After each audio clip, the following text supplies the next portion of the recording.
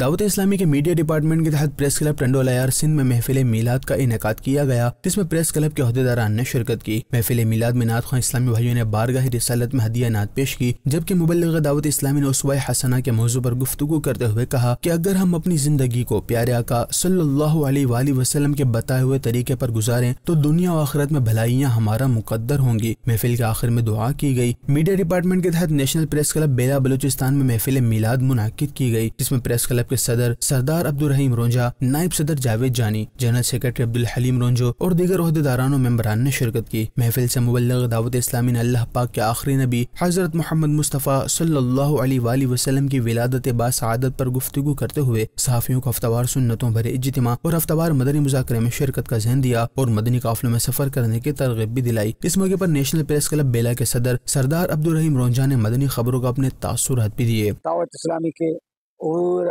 امیر اہل سنت محمد الیاس قادری صاحب جو اس پروگرام کو لیے چلے ہیں، ہماری دعا ہے کہ اللہ پاک ان کو مزید ڈھیروں لمبی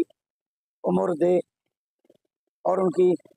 حفاظت فرمائے۔ میڈیا ڈپارٹمنٹ کے تحت ہونے والی محفل میلاد کے اختتام پر صلاۃ و سلام پڑھا گیا اور ملک کی ترقی و خوشحالی کے لیے دعا کی گئی۔